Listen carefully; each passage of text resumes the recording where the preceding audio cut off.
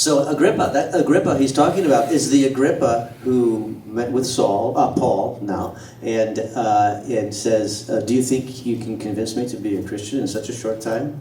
And Paul goes on, whether long time or short time, I hope everybody becomes a Christian, you know. And of course, that trial turns out to be Paul appealing to Caesar, and off he goes eventually. So the Agrippa was the king in the north. He actually was visiting down in Caesarea Maritima, which we saw the first night, where Paul was imprisoned, and that's why that exchange was able to happen. It was not, that Caesarea Maritima was not his region. His region was up in the north, much later than Jesus' time, during Paul's time. Okay, so we'll travel from then Caesarea Philippi, moving south. You mentioned, you remember, I noticed with you Beth She'an, which was in the confluence of the Jezreel Valley that goes east-west and the Jordan Valley that goes north-south. And at Beth She'an you have what I call two for the price of one ruins. Because not only do you have Old Testament ruins, you have New Testament ruins or New Testament era ruins. The first thing that strikes you about Beth She'an is the part of it that is not called Beth She'an. It is the later part, the Roman era, 1st century city called Scythopolis. And Scythopolis, if you read the New Testament, you'll read about cities called the Decapolis. Deca, 10. There's 10 cities that the Romans constructed that were very Roman in nature in the north. Okay, we already saw Caesarea Maritima in the south, but in the north there's 10 cities. All of them are on the east side of the Jordan, except Scythopolis. This is the only one on the western side of the Jordan in Israel proper, and it was the main city of the Decapolis. And so it was a fantastic site. This area, so you have like two cities here, two sites here, and together this area was populated for 6,000 years. But as you enter the site from where we'll be parking, the first thing you see is the later of the two. Now, okay, I can show you. This is the ruins of Scythopolis. This is the theater. This would have had a backdrop here, and the actors would have come out here. Here you have the entrances to the theater proper, the floor, and these uncomfortable looking things, seats. Those are the seats, right. And so it's a beautifully preserved theater, just gorgeous. So this is a colonnaded street, and there's a number of colonnaded streets. They're standing this up again. This whole thing fell down because of an earthquake. But this is Beth She'an. So what do we call a thing that looks like a mountain but is man-made? Tell. A tell, right. This is a tell. And in Megiddo, we saw a tell with 30 civilization levels. Here, you have 25. 25 civilization levels down to the floor. And so you say, well, why did they keep building in the same place over and over and over again? Because of the location. This was in the confluence of those valleys. There's a water source, and it's all about trade in this particular place because the trade routes follow the valleys. So the first thing you walk into is this Roman city, Scythopolis. Let's see. This is how a lot of it kind of looks. It looks less and less like this each time we go. This is from some years ago. But, you know, as I said, it all collapsed because of an earthquake. More and more of it looks like this now when we go. And you see these little people here? They set up these little figurines around so you can get a sense of what it must have been like. This was the sidewalk. These were shops. And many of these shops have beautiful mosaic floors. And this would have been a mosaic, a tile, and then mosaics in certain spots. This was the street out here. There's underground plumbing in this particular street.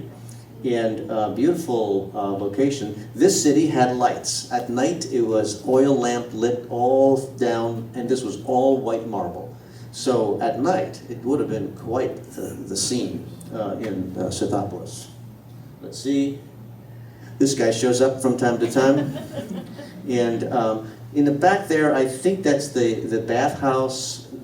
There's a gigantic bathhouse arrangement here with, you know, the cold bath and then the medium bath and the hot bath and the place where you got rubbed down and where you cooled off. There's a huge gymnasium type complex here because this really, the Romans didn't really work, right? I mean, they had merchants and so forth, but for the most part, they had slaves who did the work. So it had a lot of time on their hands. So you might recognize some of these people in this picture, but here we are on top of Beth She'an, the Old Testament portion of the city. There's Pastor Wayne and Cheryl and Lindsay and Joyce and that guy again. And looking down on, this is the street that we just showed you a moment ago, but you can see how the ruins extend all around. I mean, I can't show you all, but all around the ruins extend. And there's the theater. They haven't reconstructed it all because it goes all the way up like this. It was a huge theater. And it's a beautiful Roman. This is the agora. The agora is the word for the central marketplace of the cities. And that's where they would have, you know, had speeches as well as, you know, selling things and so forth. But the shops were permanent stores. So, what else do I have here? On the top of Beth She'an is a Egyptian archaeological dig, because the Egyptians settled here. I might have their dates somewhere, but way back before the Israelites were here, the Egyptians were here, and this was an administrative center for the Egyptians who kind of took over this area from time to time, and they were kicked out and then came back in, and so there's a whole thing there. Let's see, what else do I want to say? The earthquake that leveled the city was 749 AD, so it was around for a long time. And it was built when Jesus was living, but we have no record of Jesus actually going into Scythopolis. Beth She'an is, like I say, the Tel area. And let me see, do I have a picture? Well, Beth She'an, the story of Beth She'an is, do I have that? Is the story of Saul's death. So if you remember how Saul was killed, I think I have it right here. It's in 1 Samuel 31. You remember the battle was against the Philistines. And the Philistines fought Israel. The Israelites fled before them, and many fell slain on Mount Gilboa. Now, Beth She'an is on one side of the Jezreel Valley. Mount Gilboa is on the other side of the Jezreel Valley. There's line of sight, you can see. And the battle took place in the valley and up on the sides of those hills, mainly on Mount Gilboa.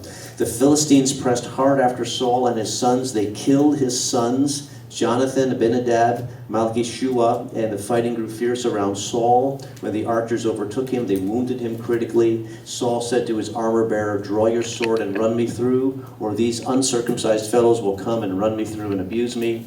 But his armor-bearer was terrified and would not do it, so Saul took his own sword and fell on it. That's at Mount Gilboa. Well, the Philistines found Saul's body, if you remember the rest of the story, and they dragged his body to Beth She'an. At the time, at the top of the Tel was a walled city, and they nailed Saul's body and the body of his sons to the outside of the wall as a trophy. And later, some Israelites loyal to Saul came and crept in and stole the body and buried it. But that's what made Beth She'an famous, because that was the Philistine stronghold at that time. They had taken it over. So let's see the video of Beth She'an.